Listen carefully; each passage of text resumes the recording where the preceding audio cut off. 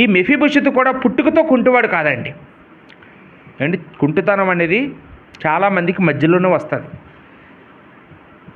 ఈయనకి కూడా అలాగే 5 ఏళ్ళప్పుడు కుంటితనం వచ్చిందండి. ఎలా వచ్చిందో కూడా 2 సమూయేలు గ్రంథంలో 4:4 మనం చూడగలం. అప్పుడు శత్రువులు తరుముతున్నారని తెలిసినప్పుడు షౌలు యోనాతాను ఇంట్లో లేరట. ఆ టైంలో శత్రువులు చేతిలో నుండి ఎలాగైనా ప్రాణాలు కాపాడాలని ఆ బాబుని సాకుతున్న దాది ఉంటుంది కదా, పని ఆవిడ ఉంటుంది కదా, ఆవిడ ఏం చేసిందంట, బిడ్డను ఎత్తుకొని పారిపోబోయిందంట. కాలు జారి పడిందంట. బిడ్డను నేలలేసి కొట్టేసింది.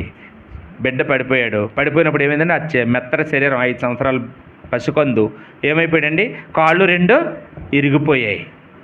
కాబట్టి నిలబడలేడు, నడవలేడు, ఏ పని తనంతట తాను చేసుకోలేడు. ఎవరో మోసుకెళ్ళాలి